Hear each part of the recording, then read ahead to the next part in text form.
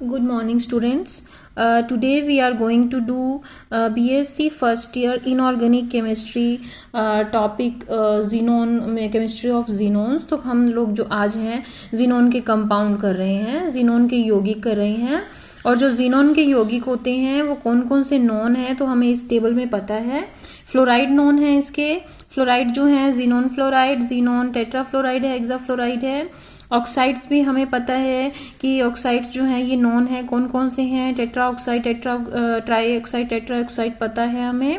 उसके बाद में ऑक्सीफ्लोराइड्स हैं. ऑक्सीफ्लोराइड्स जो हैं हमें पता है कि ऑक्सोफ्लोराइड, टेट्रा ऑक्सोफ्लोराइड और ऑक्सो डाइफ्लोराइड भी पता है. उसके अलावा क्योंकि ये तो आपको लर्न करने हैं कि ये जो है वो हमें नोन है. उसके अलावा जो है xenon क्लोराइड है, xenon ब्रोमाइड है, xenon क्लोराइड जो टेट्रा क्लोराइड है, डाइक्लोराइड है, ब्रोमाइड है, इसके क्लोरोफ्लोरोकार्बन्स हैं जो कुछ उसकी वो भी हमें पता है. तो सबसे पहले हम फ्लोराइड के बारे में बात कर लेते हैं कि इसमें बनाया कैसे जाता है. देखो xenon को बनाने के लिए क्या होता है, xenon के जो फ्लोराइड है उनको बनाने के लिए मेथड जो है वो एक ही यूज होता है, बस अनुपात इसमें थोड़ा अलग करना पड़ता है. ठीक है. मेथड क्या है कि xenon को और फ्लोरीन को जो है ना, xenon को और फ्लोरीन को इसको मिला दो मिक्सचर करके. अगर आप यूवी रेस डाल सकते हो इस पे, अदरवाइज आप निकल की रोड होती है उसके ऊपर से आप गुजार दो 400 डिग्री पर. ठीक है. या फिर आप कर सकते हो कि xenon को और फ्लोरीन को गैसों को मिक्स 1:5 के अनुपात में करेंगे. तो और उसमें अगर आप पर्टिकुलर 6 यहाँ पे जो लिख रखा है आपने कि 6 atm जो है एटमोस्फेरिक टेम्परेचर जो है 6 वायुमंडलीय दाब जो है 6 एटमोस्फेरिक प्रेशर हम लोग बोलते हैं ATM atmospheric pressure. Okay.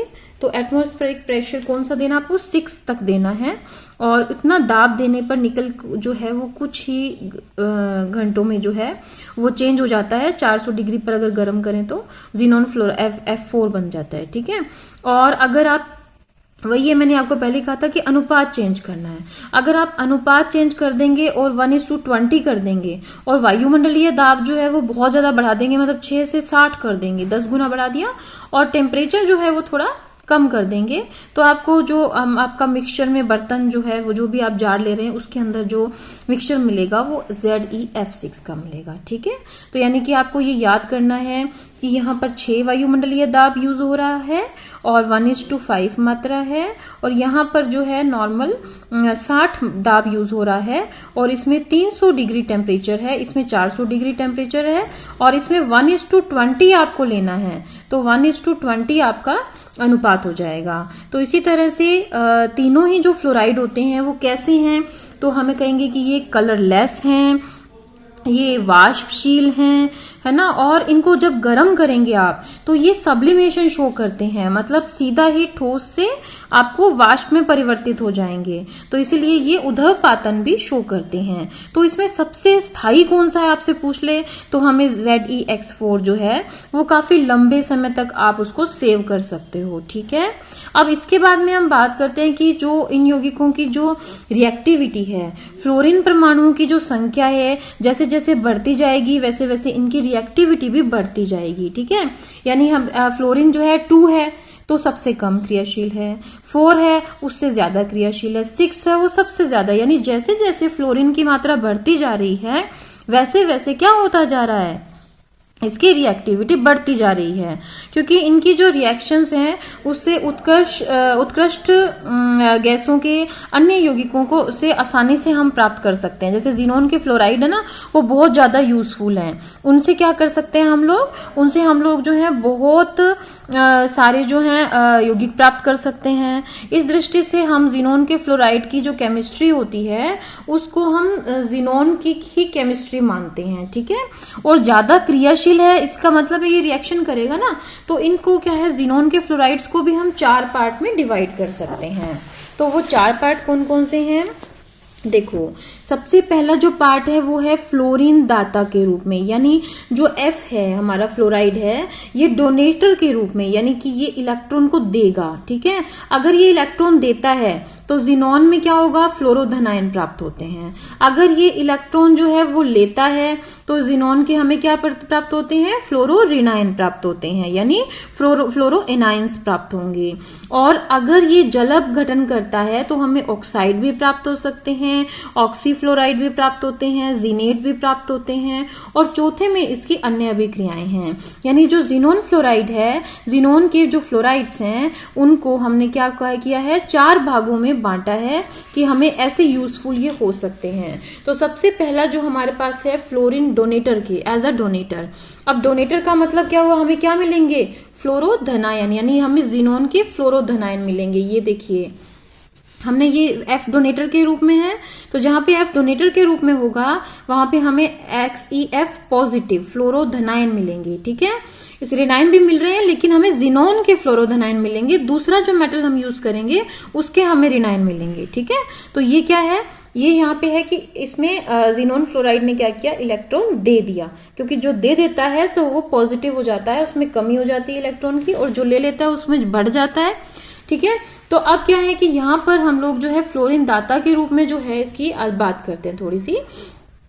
Fluoride जो है आयन ग्रहण करने वाले फ्लोरीन से अभिक्रिया करके जिनोन फ्लोराइड अपने एक फ्लोरीन परमाणु को F नेगेटिव आयन के रूप में उन्हें देकर फ्लोरोधनायन बन जाते हैं। ठीक है, तो ये जो है XeF2 है, XeF6 है, इसकी आप किसी भी M, यहाँ पर क्या है, यहाँ पर जितने भी M हैं वो मेटल्स हैं, और वो भी अलग अलग टाइप के मेटल्स हैं। ठीक है, तो अलग अलग टाइप के जो मेटल्स हैं इनसे हम रिएक्शन करवाएंगे उनके फ्लोराइड से ही। तो हमारे पास क्या होगा कि ये जो है केवल अभिक्रियाओं के अंदर बहुत XeF4 जो है वो बहुत कम क्रियाशील होता है। मैंने हम बताया था ना कि सबसे ज्यादा स्थायी कौन सा है, XeF4 है। यानी हम क्या करेंगे, और तथा केवल प्रबलतम F ग्राही जो होता है उससे ये रिएक्शन करेगा। तो XeF4 की जब जब रिएक्शन होगी तो आपको ये पता करना पड़ेगा, जैसे कि एंटीमनी फ्लोराइड है SbF5, उससे ही रिएक्शन करेगा, या फिर बिस्मथ फ्लोराइड है, ये स्ट्रॉन्ग F ग्राही होते हैं, यानी कि F को लेने वाले। ठीक है, तो इसीलिए क्या है कि ये F ग्राही जो प्रबलतम होंगे उससे रिएक्शन करेगा, बाकी आप किसी से भी रिएक्शन करवा दो बाकियों की, यानी XeF2 की भी आप किसी से भी रिएक्शन करवा दो, XeF6 की भी आप किसी से भी रिएक्शन करवा दो, तो आपकी जो रिएक्शंस हैं उसमें सब में धनायन मिलेंगे। सिर्फ XeF4, क्योंकि मैंने आपको बताया कि ये बहुत ज्यादा स्थायी है, इसीलिए इसकी स्ट्रॉन्ग फ्लोरीन ग्राही जो है उससे इसकी रिएक्शन करवानी पड़ेगी। ठीक है, अब देखिए कौन कौन से मेटल अपन यूज कर सकते हैं, ध्यान से देखिए। अपन फास्फोरस यूज कर सकते हैं M की जगह पे। ठीक है, सिर्फ यहाँ पे Sb लिखा है, इसका मतलब क्या हुआ कि Sb जो है एंटीमनी जो है वो यूज होगा। उसके अलावा M के अलावा क्या क्या यूज कर सकते हैं, तो M की जगह पे आप यूज कर सकते हैं, यहाँ पे M- भी है। ठीक है, ध्यान रखना। तो M की जगह जो आप यूज कर सकते हैं वो कर सकते हैं फास्फोरस कर सकते हैं, आर्सेनिक कर सकते हैं, एंटीमनी भी यूज कर सकते हैं, आयोडीन भी, प्लेटिनम भी, कोई भी आप यूज कर सकते हैं इसमें। अच्छा, उसके बाद में आप जो है M- की जगह पर आप क्या हो सकता है, Fe भी हो सकता है, CO भी हो सकता है, यानी आयरन और कोबाल्ट दोनों यूज कर सकते हैं। ठीक है, बार्टलेट की प्रारंभिक अभिक्रिया में जो बार्टलेट रिएक्शन है, तो बार्टलेट की प्रारंभिक अभिक्रिया में Fe+ का धनायन पाया जाता है। ठीक है, जो सबसे पहले हमने आपने पहले वाले जो वीडियो हैं वो देखना ध्यान से, तो उससे पता चलेगा। तो इसमें क्या है कि प्लेटिनम F6 जो है सबसे पहला जो अपन ने यूज किया था, तो उसमें जिनोन से कंपाउंड से रिएक्शन करवाई गई थी, तो ये रिएक्शन थी। ठीक है, तो इसमें जिनोन फ्लोराइड पहले पाया जाता है, लेकिन रिनाइनो प्लेटिनम F6 और F जो 11 है उस दोनों उपस्थित होते हैं उसमें। इस अभिक्रिया को अतः निम्न प्रकार से प्रदर्शित करेंगे। तो अब इसमें देखिए बार्टलेट रिएक्शन क्या है, अगर आपसे पूछ ले तो ये इंपॉर्टेंट है। नेम रिएक्शन है, बार्टलेट रिएक्शन है, तो प्रारंभिक रिएक्शन इससे क्या होगी, अगर हम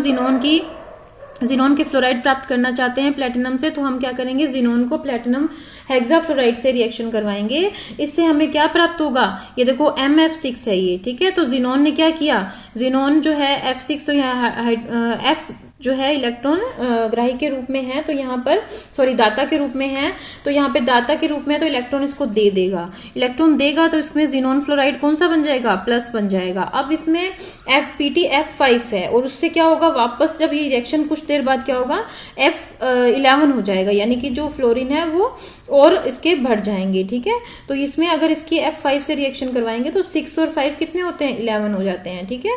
तो इसमें क्या है, उपयुक्त उत्पादों में XeF पॉजिटिव आयन हमेशा ऋणायन के साथ एक रेखीय इकाई के रूप में रहता है, एक छोटा और एक बड़ा XeF बंध बनाता है। यानी जो Xe आपकी मैंने बताया था ना आपको, इसकी स्ट्रक्चर भी आपको याद करनी है, जो टेबल में लास्ट में आपको दूंगी। तो इसमें जो है एक बंध इसका होगा छोटा, एक की बंध की लंबाई होगी बड़ी, ठीक है। और एक सीधा लीनियर जो रिएक्शन है वो बनेगी, लीनियर जो है इसका शेप होगा। और उसके बाद में जब हम कहेंगे Xe2F3 पॉजिटिव, तो अगर ये बनता है तो इस आयन की क्या होगी, V शेप होगी, ठीक है। और इसकी जो है V शेप होती है, Xe परमाणु F के मध्य होते हैं, ठीक है। तो 2 F जैसे इस तरह से हो जाएंगे और इसके बाद में बीच में Xe हो जाएगा, ठीक है। तो इसी तरह से XeF3 प्लस जो है उसकी T शेप हो जाएगी, ठीक है। तो इसमें यहाँ पर जो है XeF3 प्लस आ जाए तो क्या होगा, XeF3 प्लस हो जाएगा, तो इसमें T शेप हो जाएगी। आपको याद रखना है ये कि इसकी T शेप होती है। XeF5 प्लस की क्या होती है, वर्गाकार पिरामिडीय होती है। ये क्वेश्चन आपके 1 नंबर में आएगा, ठीक है। तो आज हम इतना ही करते हैं, कल हम जो नेक्स्ट टॉपिक है वो करेंगे F नेगेटिव ग्राही के रूप में, ठीक है।